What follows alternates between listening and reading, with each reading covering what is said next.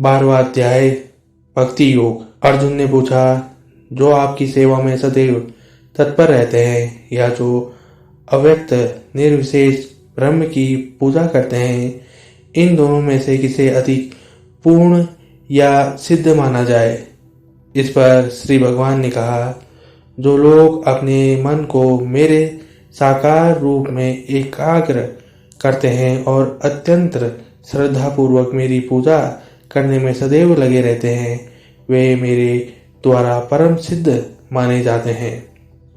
लेकिन जो लोग अपनी इंद्रियों को वश में करके तथा सबों के प्रति संभाव रखकर परम सत्य की निराकार कल्पना के अंतर्गत उस अव्यक्त की पूजा करते हैं, जो इंद्रियों की अनुभूति के परे है, सर्वव्यापी है, अकल्पनीय है, अपरिवर्तनीय है, अचल तथा ध्रुव है, वे समस्त लोगों के कल्याण में संलग्न रहकर अनंतः मुझे प्राप्त करते हैं। जिन लोगों के मन परमेश्वर के अव्यक्त निराकार स्वरूप के प्रति आसक्त हैं, उनके लिए प्रकृति कर पाना अत्यंत कष्टप्रद है।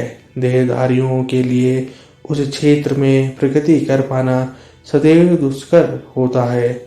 जो अपने सारे कार्यों को मुझ में अर्पित करके तथा अविचलित भाव से मेरी भक्ति करते हैं और पूजा करते हैं और अपने चित्त को मुझ पर स्थित करके निरंतर मेरा ध्यान करते हैं, उनके लिए हे पार्थ, मैं जन्म मृत्यु के सागर से शीघ्र उद्धार करने वाला हूँ। मुझ भगवान में अपने चित्त को स्थित करो और अपनी सारी बुद्धि मुझ में लगाओ। इस प्रकार तुम निसंदेह मुझ में सदैव वास करोगे। हे अर्जुन, हे धनंजय, यदि तुम अपने चित्त को अविचल भाव से मुझ पर स्थिर नहीं कर सकते तो तुम भक्ति योग के विधि विधानों का पालन करो। इस प्रकार तुम मुझे प्राप्त करने की चाह उत्पन्न करो। यदि तुम भक्ति योग के विधि विधानों का भी अभ्यास नहीं कर सकते तो मेरे लिए कर्म करने का प्रयत्न करो, क्योंकि मेरे लिए कर्म करने से तुम पूर्ण अवस्था या कहीं सिद्धि को प्राप्त होगे। किंतु यदि तुम मेरे इस भावनामृत में कर्म करने में असमर्थ हो तो तुम अपने कर्म के समस्त फलों को त्याग कर कर्म करके तथा आत्म स्थित होने का प्रयत्न करो। यदि तुम यह अभ्यास भी नहीं कर सकते तो ज्ञान के अनुशीलन में लग जाओ। लेकिन ज्ञान से श्रेष्ठ ध्यान है और ध्यान से भी श्रेष्ठ कर्म फलों का परित्याग, क्योंकि ऐसे त्याग से मनुष्य को मनः शांति प्राप्त हो सकती है। बहुत मात्र के प्रति जो द्वेष रहित है तथा सबका मित्र तथा करुणावान है, जो ममता और अहंकार से रहित, सुख और दुख में सम और क्षमावान है, जो संयतात्मा दृढ़ निश्चयी योगी सदा संतुष्ट हैं, जो अपने मन और बुद्धि को मुझ में अर्पण किए हुए हैं, जो ऐसा मेरा भक्त है वह मुझे प्रिय है, जिससे किसी को कष्ट नहीं पहुंचता तथा जो अन्य किसी के द्वारा विचलित नहीं किया जाता, जो सुख दुख में भय तथा चिंता में संभाव रखता है, वह मुझे अत्यंत प्रिय है। मेरा ऐसा भक्त जो सामान्य कार्यकलापों पर आश्रित नहीं है, जो शुद्ध है, दक्ष है, चिंता रहित है, समस्त कर्मों से रहित है और किसी कर्म के प्रति प्रयत्नशील नहीं रहता, मुझे अतिशय प्रिय है।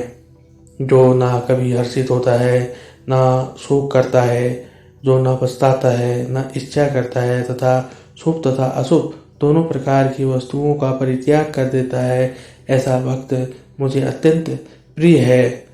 जो मित्रों तथा शत्रुओं के लिए समान है, जो मान तथा अपमान, शीत तथा गर्मी, सुख तथा दुख, यश तथा अपयश में संभाव रखता है, जो दूसरी संगति से सदैव मुक्त रहता है, जो सदैव मौन और किसी भी वस्तु से संतुष्ट रहता है, जो किसी प्रकार के घर बार की परवाह नहीं करता, जो ज्ञान में दृढ़ है और जो भक्ति में संलग्न है, ऐसा पुरुष मुझे अत्यंत प्रिय है। जो इस भक्ति के अमर पथ पर अनुसरण करते हैं और जो मुझे ही अपने चरम लक्ष्य बनाकर श्रद्धा सहित पूर्ण रूपेण संलग्न रहते हैं, वे भक्त मुझे अत्यंत प्रिय है। गीता महात्म्य। श्री पृथ्वी देवी ने पूछा, हे भगवान, हे परमेश्वर, हे प्रभु, प्रारब्ध कर्म को भोगते हुए मनुष्य को एकनिष्ठ भक्ति कैसे प्राप्त होती है? इसका उत्तर देते हुए श्री भगवान विष्णु कहते हैं, प्रारब्ध को भोगता हुआ जो मनुष्य सदा श्री गीता के अभ्यास में आसक्त हो, वही इस लोक में मुक्त एवं सुखी होता है तथा कर्म में लेपायमान नहीं होता।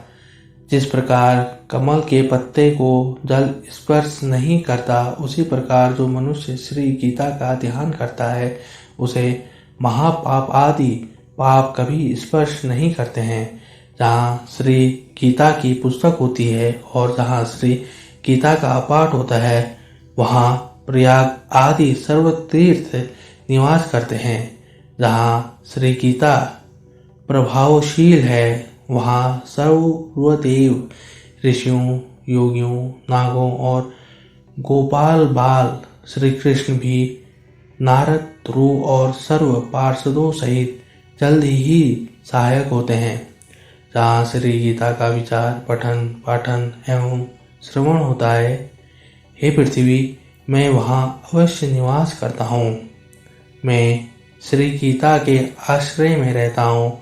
श्री गीता मेरा उत्तम घर है और श्री गीता के ज्ञान का आश्रय करके मैं तीनों लोकों का पालन करता हूँ। श्री गीता अति अवर्णनीय पदों वाली, अविनाशी, अर्धमात्रा तथा अक्षर स्वरूप, नित्य ब्रह्म रूपिणी और परम श्रेष्ठ मेरी विद्या है, इसमें संदेह नहीं है। वह श्री गीता चिदानंद श्री कृष्ण ने अपने मुख से अर्जुन को कही हुई तथा तीनों वेद स्वरूप, परमानंद स्वरूप एवं तत्व रूप पदार्थ के ज्ञान से युक्त हैं। जो मनुष्य स्थिर मन वाला होकर नित्य श्री गीता 18 अध्यायों का जब पाठ करता है, वह ज्ञान रूप सिद्धि को प्राप्त होता है और फिर परम पद को पाता है। संपूर्ण पाठ करने में असमर्थ हो तो आधा पाठ करें तो भी गाय के दान देने से होने वाले पुण्य को प्राप्त होता है, इसमें संदेह नहीं। तीसरे भाग का पाठ करे तो गंगा स्नान का फल प्राप्त करता है और छठवें भाग का पाठ करे तो सोम याग का फल पाता है। जो मनुष्य भक्ति युक्त होकर नित्य एक अध्याय का भी पाठ करता है, वह रुद्रलोक को प्राप्त होता है और वहाँ शिव जी का गढ़ बनकर चिरकाल तक निवास करता है। हे पृथ्वी, जो मनुष्य नित्य एक अध्याय, एक श्लोक अथवा एक श्लोक के चरण का भी पाठ करता है, वह मनवंतर एक मनुष्यता को प्राप्त होता है। जो मनुष्य गीता के 10, 7, 5, 4, 3, 2, 1 या आधे श्लोक का पाठ करता है, वह अवश्य 10,000 वर्ष तक चंद्रलोक को प्राप्त होता है।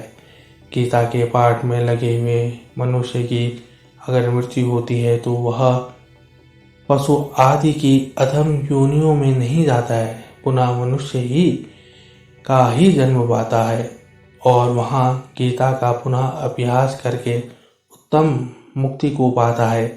गीता ऐसे उच्चार के साथ जो मरता है वह सद्गति को पाता है।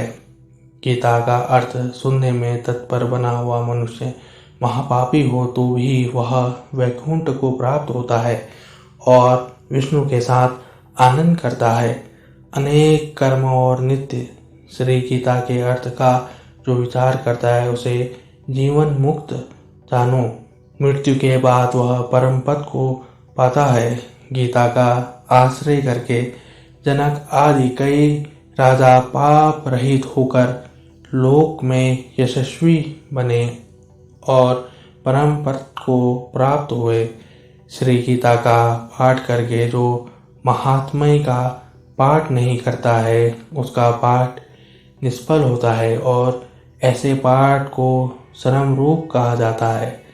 इस महात्म्य सहित गीता का जो अभ्यास करता है वह उसका फल पाता है और दुर्लभ गति को प्राप्त होता है। सूत जी बोले, गीता का यह सनातन महात्म्य मैंने कहा।